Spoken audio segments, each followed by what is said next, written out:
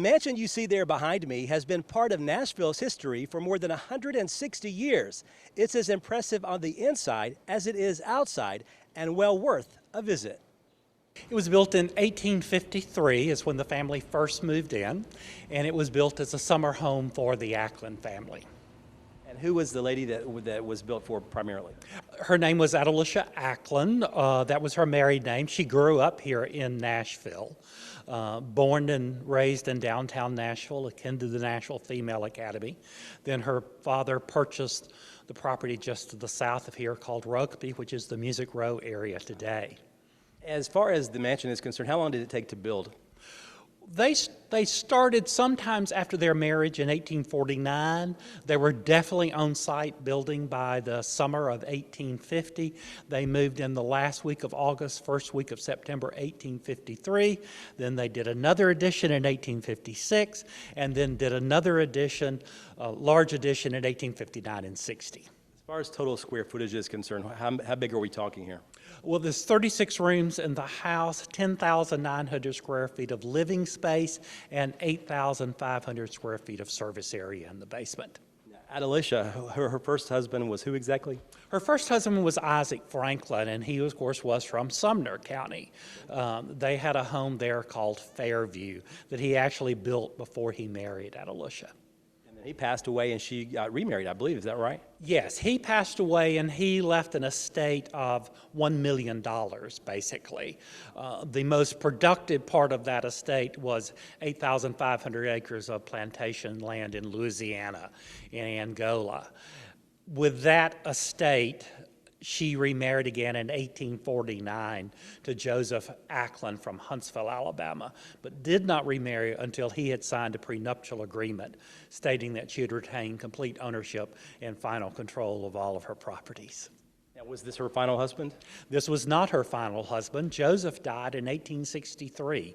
He was down on the plantations in Louisiana, taking care of everything down there during the war, and contracted malaria, which is why they built the summer home up here to get away from the Louisiana diseases, but died down there in 1863. Then she remarried for the third and final time in 1867 to Dr. William Cheatham, a physician here in Nashville. How long did they stay married? They were married until her death in 1887, although when she moved to Washington, D.C. in 1885, he did not move with her. He stayed here in Nashville with his children by his first marriage. And why did she move to Washington, D.C.? We wish we knew. We have no idea why she moved. 3 of her 4 surviving adult children moved to D.C. with her. I joke and say that she was looking for a husband for the oldest and for her daughter, only surviving daughter, Pauline, and thought it was better hunting ground in Washington. Now, is she buried here in Nashville? She is buried here in Nashville. She's buried at Mount Olivet Cemetery here in Nashville, a large mausoleum that she built in 1884 right behind Confederate Circle. If someone has never been here before, what kinds of things can they expect to see just throughout the mansion? Maybe some of the more popular rooms, maybe, let's say, for example. We have 18 rooms open today in various stages of restoration. Probably they will see a lot of artwork. She was, and Joseph were, a large art collector. They had an art gallery here on the property. And so they will see a number of pieces of art, including 4 major pieces of American sculpture by American artists working in Rome. The 3 most popular rooms now are the formal dining room because of its enormous scale, the central parlor, the main sitting room in the house because of its atmospheric ceiling that it has on it that we've just restored, and then the master bedroom, as we would call it today, because of the elaborate scenic wallpapers that's used on that room. That's usually people's most favorite rooms. What kind of reaction do you get when people come here? What kinds of comments are they making when they see the inside of the mansion? They're not prepared for the size of the house, and they're not prepared for how elaborate the house is. I think that's really one of the most common things that we see. Also, the grand salon, the largest room in the house, 58 feet long, they're also stunned by it with its barrel vaulted ceiling. It really was the most elaborate domestic interior built in Tennessee before the Civil War. Of course, you have grounds here as well, too, and they are meticulous outside, aren't they? Yes, the grounds are meticulously maintained by Belmont University. In fact, 2 years ago, Belmont was named the 10th most beautiful urban campus in America, and they've done some major addition to the landscaping since then. The cast iron on the grounds is what is so amazing. It's the largest 19th century cast iron garden collection in the United States, still in its original location, with the 5 summer houses or gazebos. Then also there's 14 marble sculptures, Italian marble sculptures throughout the grounds as well.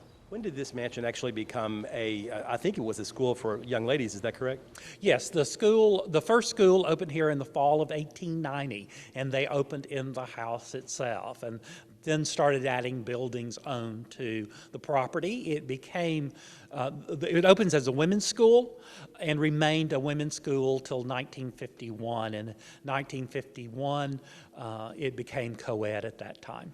What would you say the future is and maybe the vision for you all as a group for this mansion in years to come? What are some of your major goals? Some of our major goals are to continue on with the restoration of the house, the room that we're standing in now, the Grand Salon. While architecturally it's amazingly intact, the finishes on it are not intact. So marbleized walls, marbleized floors, a barrel vaulted ceiling that probably had another atmospheric ceiling on it as well. And then also our other goal is to get the last public room in the house open, and that was the billiards room. That room was divided up into dormitory rooms, as were so many of the other private spaces in the house, but that's our project also, is to get that room back open. You've been here 31 years. How hard is that to believe, and how much have you enjoyed your career here? It's very hard to believe that I have been here 31 years. It's been a very challenging 31 years here. I'm very, very fortunate that I'm able to work in a house that is just a great house architecturally. It really is an amazing house architecturally, and also fortunate that we have a fun story to tell here, because Adelucia's story is an amazing story in and of itself, so that makes for a great combination. If you would like to visit the Belmont Mansion, tours are provided from 10 a.m. until 4 p.m. Monday through Saturday, and 11 a.m. until 4 p.m. on Sundays. It's located in the heart of the Belmont University campus. Reporting from Nashville, Barry Hyatt, NCTV.